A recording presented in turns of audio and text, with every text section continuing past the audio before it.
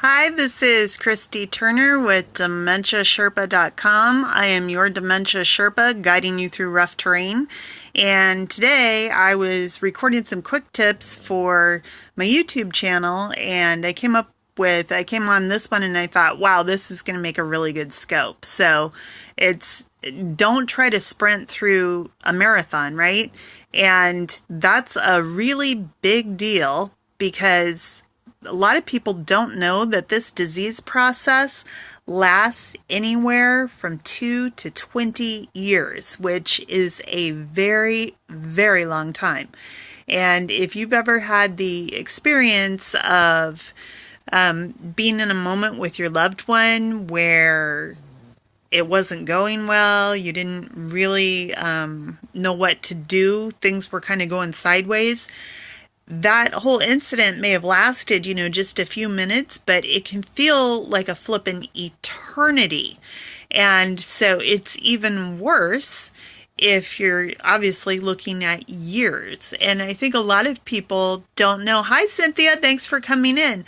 A lot of people don't know. Thank you so much for sharing. I appreciate it. So many people don't know how long the disease process lasts. So typically, hi Tanya, hi Greg, thanks for coming in. Greg, the camper who's going camping instead of going to the Laser Focus conference. I called you out, buddy. Hi Debbie, thanks for coming in. So it's important to know that this is a marathon because we are looking. Hi Nancy, thanks for coming in. Hi Anthony. Wow, the smart chick has so much pull. She invited so many people in. Thank you so much, Cynthia. I really appreciate it. Hi Anthony. Appreciate this. So many people think that this is something that, it's going to last, and then it's like ... They don't think about how long it's actually going to last. Hi Ducky, thanks for coming back. Appreciate it. So that's what I'm saying. When you have an appreciation for how long this whole disease process can last. And I actually had a grandmother who had Alzheimer's for almost 19 years. So that is really an excruciatingly long time. My mom took care of her in my parents' home for the last 5 years of her life. Now, if that's the case, and we're looking at typically people are in that care partner position for between 7 and 12 years, that's a really long time to try to wing it and not have a plan, right? Greg says, both my wife and I have grandmothers with it right now. I am so sorry. I know that's really tough. I personally, because there are so many people in here, maybe now's a good time to say it. Thank you, Cynthia. I appreciate you saying that. So let me just introduce myself. What the heck? I'm Christy Turner. DementiaSherpa.com. I'm your Dementia Sherpa, helping you through rough terrain, guiding you through rough terrain. I have worked with about 1,045 people living with dementia and their family members in the course of my career, which has been about 15 years now. On the personal side, I have 5 grandparents who have all died of some type of dementia. Parkinson's-related dementia, vascular dementia, Alzheimer's, complications of Alzheimer's. And then I also, in a professional capacity, served as guardian to 2 people who had dementia. And so that was kind of like elder adoption. So I actually consider those personal experiences. Hi, Debbie. Thanks so much for coming in. Hi, Berlin Company. No, Alzheimer's is not normal, Anthony. It's not a normal part of aging. That's a great question. So, hi, Sister Love. Thanks so much for coming in. I appreciate it. It's not a normal part of aging at all. Not at all.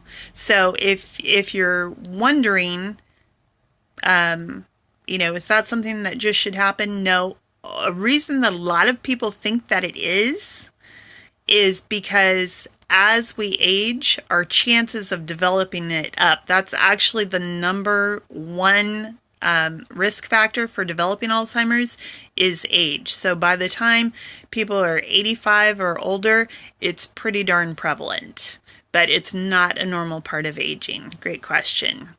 Hi, thank you. I think it's Mert Dermis. Appreciate it. Thanks for coming in. Thank you, Cynthia. I appreciate you putting my website up there. Definitely appreciate it. So it's really important to have a plan, right? Because we're looking at, absolutely, Anthony. Thanks for asking questions. And anybody who has any questions, please feel free to ask. So typically, we are looking at somewhere between 8 and 12 years. And when I say that, usually people have the disease process going on for 3 to 5 years before they ever make it to the doctor for a diagnosis. Usually things have to get pretty darn bad for the family to go, there's something seriously wrong here. Like, we can't pretend everything's okay anymore. So yes, Nancy, actually they think that it with Alzheimer's starts up to 40 years before symptoms are noticeable. So I'm sorry, whoever put up the last comment, and it started with 93. It went by a little bit faster than I could read it. So yes, it starts way before symptoms are present, but usually people are showing symptoms for 3 to 5 years before the family takes them to the doctor. Why? Because nobody wants to run to the doctor and get a diagnosis for a disease that is chronic, incurable, terminal, right? Absolutely not. Oh, that is really tough, Ducky. Oh my gosh. Thanks, Greg. I appreciate it. Appreciate everybody being here. Thank you so much. So yes, I think it said classroom seats. It is support for the entire family because for the person living with dementia, I always say, for me as the professional, that's the easy part, because for me it's very easy to work with them. It's the family that's tougher because the family is grieving at the same time that they're witnessing this, plus they need help with all of the practical parts, right? Hi, Grace. Thanks for coming in. They need to figure out what's a plan and how long is this going to last and what do I do now and what works or doesn't work.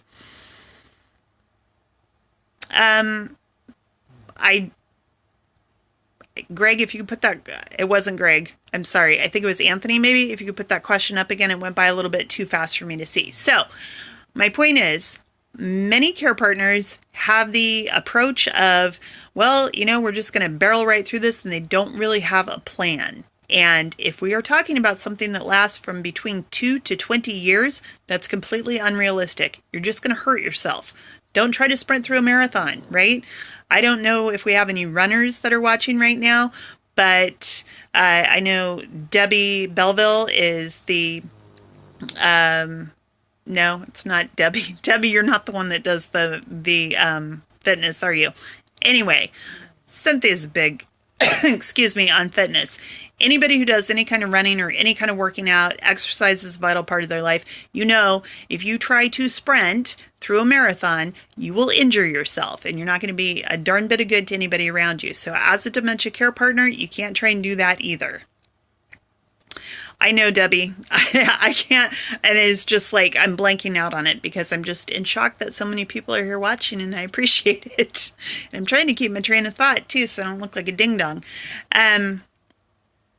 No, Anthony, no. The disease process lasts for between 2 and 20 years. So that's how long the disease process itself lasts. They think with Alzheimer's disease that people are actually developing it up to 40 years before first symptoms become noticeable. So somebody might be my age and start showing symptoms when they're 86. Does that make sense? Where you got the 3 part from probably is that what I was saying is people typically are diagnosed between 3 to 5 years after they start showing symptoms, because nobody wants to hear bad news. But here's one really good reason to no, that's okay, Anthony, and I talk a mile a minute, so it can make it a little bit challenging, but keep asking questions. That's totally fine. Anthony's French, in case everybody didn't catch that, so I make it a little bit challenging with the speed of my speech. A great reason to get to the doctor's office as soon as possible to to start treatment is because there are medications that can help keep someone in a stage of the disease process longer. So think about it this way. If we know the plane is going down, would we rather have a parachute or not have a parachute, right? So it's true, it's chronic, progressive, it's terminal. It always ends the same way, but getting from here to there, we'd like it to be as painless and easy as possible, right? Absolutely. So get the treatment. So for example, if somebody gets an early diagnosis and they start on medication, that can keep them at that stage for 36 months. Somewhere between 6 and 36 months, but typically 36 months at the beginning. So think about that. That is 3 years of somebody being able to still go to the bathroom by themselves, still being able to live independently, remembering your name, knowing who you are, being able to walk. When you start to think of it that way, there's a lot of benefit, right? On top of that, if somebody can live independently for an additional 3 years, think how much money that can save a family in caregiving costs. That's huge. So this is why I say it's a great idea to have a plan, because the last thing you want to do is be making a decision in the midst of a crisis, right? Nobody makes a great decision in the midst of a crisis. It's hard enough to figure out, should I go for coffee or should I stay here at the bedside? Do I have time to go to the bathroom or should I hold it longer? Maybe the doctor's going to show up. I mean, those are hard decisions when you're in the middle of a crisis, let alone trying to figure out, like, where should somebody live or what treatment plan should we be using? So stay out of crisis decision-making situations. There have been comments coming up that I'm sorry I haven't been able to keep up with, but if anybody has questions, I'm happy to answer those right now. Otherwise, I don't want to make everybody's brain blow up by kind of like oversharing, and I feel like I've been maybe throwing a lot of stuff out there. Oh, thank you so much, Cynthia. She says, rock star. Okay, it looks like no questions, so thank you very much, everyone, for stopping by. I appreciate that. Okay, Sister Love says, what causes it? You know, it depends on what type of dementia it is, Sister Love. That's a really good question. So vascular dementia would be like people with chronic high blood pressure or who've had a stroke are at risk for vascular dementia. With Alzheimer's, age is the number one reason. Though a lot of people are afraid that it's genetic with Alzheimer's, but only 3 to 5% of all cases of Alzheimer's are hereditary. So for most people, that's not even an issue. It really is just age. And we're tending to live longer than we ever have before as a species. So that's why we're seeing more of this. How do you determine what stage of dementia someone has?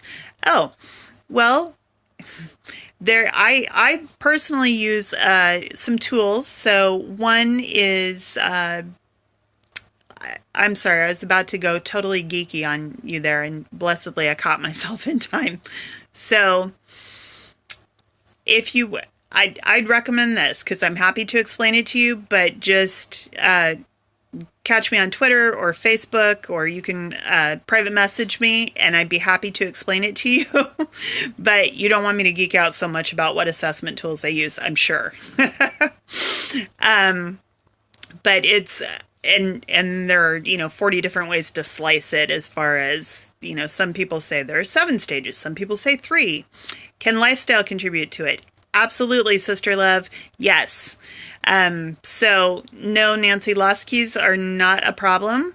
It's when you have lost keys and you don't know what the keys are for. That's a problem. Okay, so that's the difference. Yes, alcohol-related dementia, it can definitely be a problem too, if that's what you're asking, Nancy. I'm not sure if you are. So lifestyle is definitely an issue, and I really specialize in helping people who are already living with dementia and their family members, but I will throw this out there. If you are afraid of developing dementia, or you're like, oh my God, what can I do to not get dementia? I've got some tips for you. I'll just run through them real quick and then I'm out of here because everybody's being so generous with your time. Thank you. I appreciate it. So, number one, this is the number one thing you can do to make, to reduce your risk of developing dementia. Sleep. You got to sleep. You have to get 7 to 8 hours of sleep a night. It's when your brain is repairing itself. Okay. So think of your brain like going into the shop, right? So that's when it's getting rid of the, right? It needs that downtime. So 7 to 8 hours of sleep. That's number one. Number two, if you exercise for 30 minutes a week, 30 minutes a week, period. One time a week, 30 minutes, one time a week. And that will reduce your chances by 11%. Exercise for 30 minutes 2 times a week, that will decrease your risk by 13%. 3, get rid of the sugar. No sugar, no how, no way. Sugar is the worst thing in the world for you, and you've probably heard that for, all kinds of other things. It definitely applies to Alzheimer's too. So, all of those things that you're not supposed to do if you don't want to develop type 2 diabetes, or you don't want to have a heart attack, or you don't want to have a stroke, don't do any of that if you don't want to get dementia, okay? And then another great thing, and this is my favorite, I love this one, and it, honest to God, reduces your chances of developing dementia. Do something that brings you joy every single day. It's true. A happy brain is not fixating on things. It's not stressing out. It's not freaking out. It's not worrying. And you know what? Stressing out, freaking out, worrying, that chronic is, Debbie asks, are these tips for Alzheimer's, dementia, or both? I use dementia when I'm talking about any type. If I'm talking specifically about Alzheimer's, I'm talking about Alzheimer's. So the being stressed out, freaked out, a chronic worrier, that is very highly correlated with developing Alzheimer's. So don't do it. Do something that brings you joy every single day. Okay. And because Debbie kind of touched on this, I'm just going to explain this really quick, and then I swear to Buddha, I'll be out of here. The difference between Alzheimer's and dementia. Dementia is an umbrella term that it could be caused by Alzheimer's, it could be caused by alcoholism, it could be caused by MS, it could be caused by AIDS, it could be caused by a stroke, then we call it vascular, it could be caused by Lewy bodies, it could be caused by Parkinson's, it could be caused by a lot of different things. That's dementia. Alzheimer's disease is the number one leading cause of dementia. So I hope that makes sense. Yes, umbrella term. You got it, Nancy. And thank you so much to everyone who came by today. I really appreciate it. Have a wonderful evening. And if I can help you in any way, please reach out. I'd be happy to. I'm on, obviously, Periscope, YouTube, Twitter, Facebook, Instagram, Pinterest, YouTube, kind of everything except Snapchat, which I always say is for the kids. Thank you so much, and everybody have a wonderful rest of your evening.